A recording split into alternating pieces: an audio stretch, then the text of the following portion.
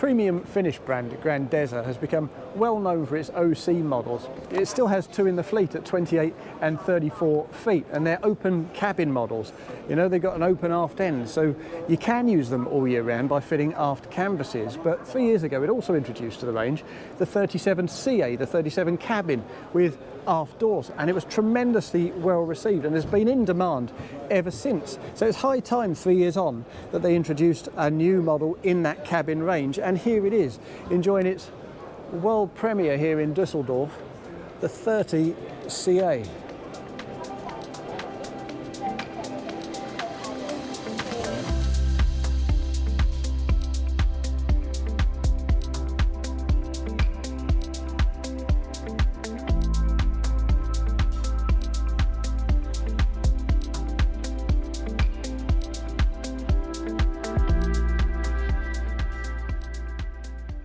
Now, as a slightly smaller boat, of course, it really wants to do everything it can to maximise the internal volume to ease your passage around the boat. And that all starts with these side decks. If I step on board, it's symmetrical, so you get relatively narrow side decks on each side, but perfectly serviceable. And that helps maximise volume in that wheelhouse itself. And if we step up on board, you'll see rather cleverly the rails come off the sides here. So do the sunken cleats there, positioned on the side. There is the wastewater outlet there, but this is a single level walkway with grab rails on the top and a good height of rail that you need to jam yourself against, so you can walk all the way around that unhindered.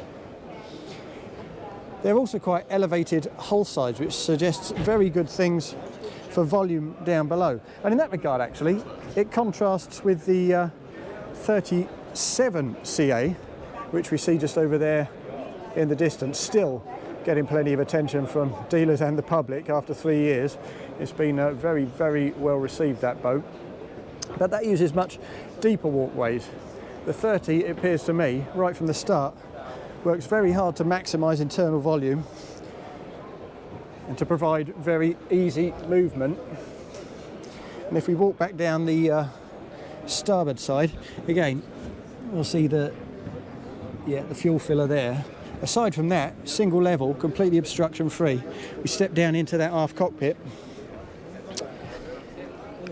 and as we do so, we reach the swim platform in true Scandinavian fashion. Of course, we've got a stern anchor there, more cleats, and we also have a little aft locker. I should point out right at the start, this is boat number 1, so there are elements of this boat that are not yet completely refined or finished. We have a slide-out ladder just under here, so that's the receptacle for that. That's the housing for that. So we've only got a little bit of space in this this little region beneath that swim platform, but it's perfectly good for 2 or 3 lines. That's what you tend to use that for, I think.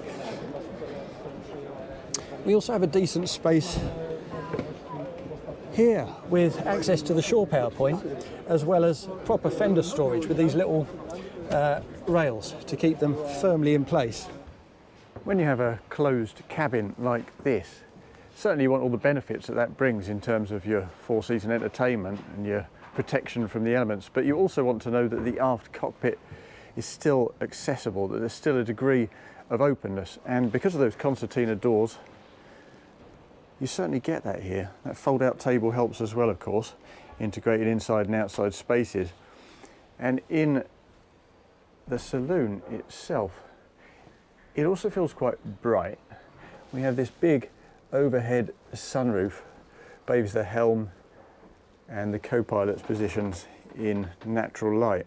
We also have these single-piece side windows on both sides.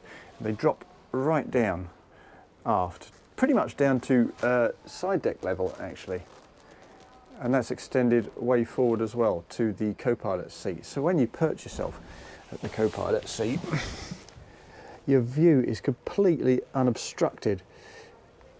Because the windscreen is a good way forward and the mullions there relatively narrow, again, completely unobstructed all-round views. It's very impressive, and it's much the same actually when you sit at that aft table opposite that starboard galley. If I perch myself down there, you'll see again perfectly unobstructed views on both sides.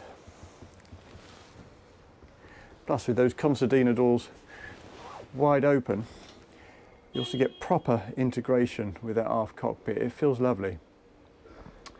There are a couple of other features to have a little look at in here as well. The first of them is the fact that all the lights are electronically controlled, as you can see there. And that means, of course, that you can operate them all from the MFD up here at the dash. And another neat little feature here at the helm, this is a first, I think, for Grandezza, is a helm seat with armrests, fold down armrests, as well as that bolster, which is quite cosseting, very comfortable, holds you very neatly in place.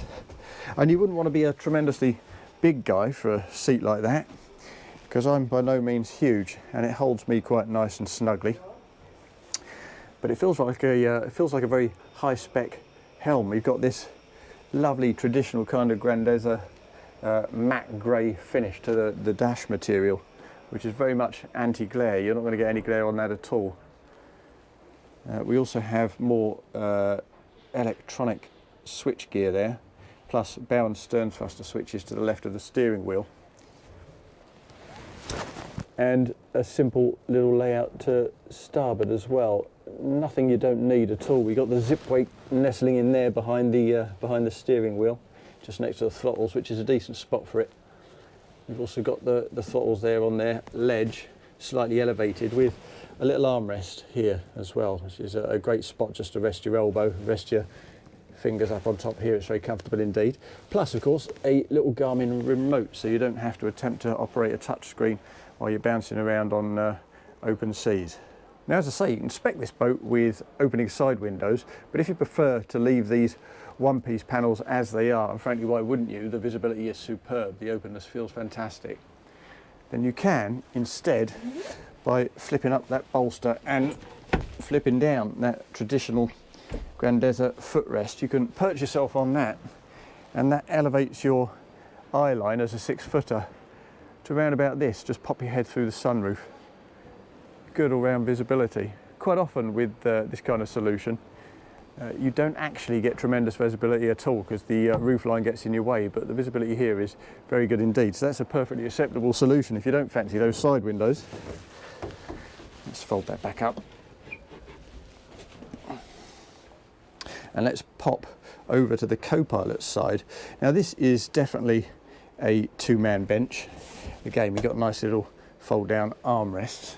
We've also got a very substantial, now that will have rams, of course, to hold it up. At the moment, it doesn't have anything like that at all because it is boat number one. It needs a bit of refining, but a nice little place there for, I was going to say charts, but more likely your iPad. And lower down in here, a good space, good size of space with a little charging point for your USB devices for your phone and so on. Now, the only engine option currently available with this boat is Volvo Penta's D6 380. Now, they're not releasing expected performance figures for this boat yet, but I've talked to the guys at Gibbs Key Boat Sales. Well, they've talked about the 34 and the performance of that with the identical engine. It's a larger boat, of course, and that achieves 36 knots. So they're fully expecting that this should be within touching distance of the 40 knot mark, which is very impressive for a boat of this scale and volume. As we pop down below, those spaces remain just as hard working. Now, this is only a 30-footer, of course, but with those relatively elevated hull sides, certainly at the entrance point, as you can see here, the headroom is outstanding. Very, very good indeed. Let's do this mid-cabin first while we're here. What we basically have is a relatively compact, but still two-man, I would say, seat as you walk in, which is a good spot for changing. It takes advantage of the elevated mouldings for the helm console up above. So there's actually pretty decent standing headroom in here. So loads of space to sit down and change, certainly. A little bit of storage again just on the leading edge of that. If we get ourselves down to a lower level there, this mid-cabin runs transverse beneath that, that deck up above, and as you can see there are some good windows opening up onto that saloon deck that makes it feel quite open. But even better is this hull window, and we certainly have one next to the changing area with an opening porthole, but the scale and the depth of this window further aft is really impressive for a mid-cabin. Now, as you can see, you can even sit yourself up at the head end just about. I mean, my hair's kind of touching the deck head above me here, but it's pretty comfortable. You arrange a few pillows around here because, of course, we've got a rigid moulding here for the shelving at the head end as well. But it's certainly a decent place just to sit and relax with some pillows, with a nice view, read a book, take it easy. It's not solely a spot, this mid-cabin, for bedding down, and that's quite impressive on a boat of this scale. Let's turn ourselves around and see what the forward cabin has to offer.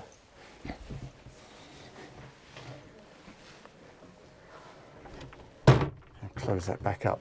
Now, one thing I do notice when I close that door and open this up here, I'm kind of expecting hanging storage. We don't have any of that here. Now I look to the port side and I'm kind of expecting hanging storage there, and I'm not getting any of that either, but there is a reason for that. Grandeza has received a lot of feedback over the years from its customers, and the idea for most of them who have owned the 28 in the past is that they find the heads compartment too compact. So what they've done here on the 30CA is use quite a long heads compartment. There's a decent bit of fore and aft length there. So the toilet's kind of recessed at the back there, and you've got a good space here to stand at the sink unencumbered by that loo. I mean, as things stand, in order to make that happen, as I say, this is boat number one, they've had to twist the toilet unit, so the piping is coming out the front there. That obviously needs covering up and refining, so it's a bit more civilised. But there's certainly plenty of space in here, and again, really good standing headroom. If I turn that around and show you what's going on. So it's yeah, very generous. It's a good size, and according to Grandeza is a compromise that is not just well worth making, but that's been explicitly requested by its customers. Now, this main cabin kind of has the look of a convertible dinette, but it's a permanent bed. We have a single on one side, a single on the other, with infill, so you could turn it into one enormous double or split them into singles. It looks to me like this is already being used by one of the guys here on the stand for the odd siesta when the show gets quiet, so I won't disturb that. But what we do have is more storage underneath, which is handy because there's not a lot of storage beneath the beds themselves. Compact drawers here, pull out drawers, and a nice angled door here that gives you really good access to the internal shelving. We also have some shelves here, one on either side, plus reading lights, and big hull windows, full length hull windows, give you fantastic views of the sea and also good ventilation through those opening portholes. And we also have overhead skylights, big full length things on that foredeck up above, give you plenty more natural light, plus a forward hatch and some neatly recessed LED lighting for kind of ambient glow rather than glare. So there it is, that's the new Grandeza 30CA.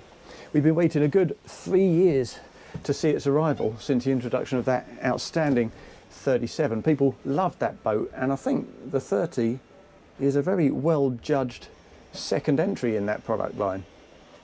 It uses a very similar kind of deck layout. Fair enough, it's got less space, but as I say, as I've intimated earlier, it seems to work just that little bit harder to make the very best use of what internal volume it does possess. And in terms of price, well, I'm going to pop aft and make sure that I'm accurate about this, because over the years I've always seen Grandeza very much as a premium brand, and its prices have tended to reflect that. But here we can see this figure of €368,000 is, I think, inclusive of VAT, and that makes it about €200,000 more affordable than the established boat, the big sister, the 37 CA, so that is quite a price differential. So the new 30 CA is not radical in any way, but it was never supposed to be.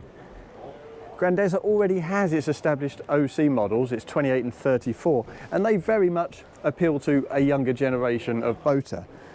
The 37 CA was a big hit with an older generation of boater who want to just use their boats more often in a more concerted fashion, and not necessarily just for going out, you know, all year round, just for popping to the marina, sitting in the comfort of the saloon, having a nice coffee, reading the paper, taking it easy and getting the best possible use out of their boat. So the people who enjoyed the 37 CA are very much going to enjoy this new 30 CA.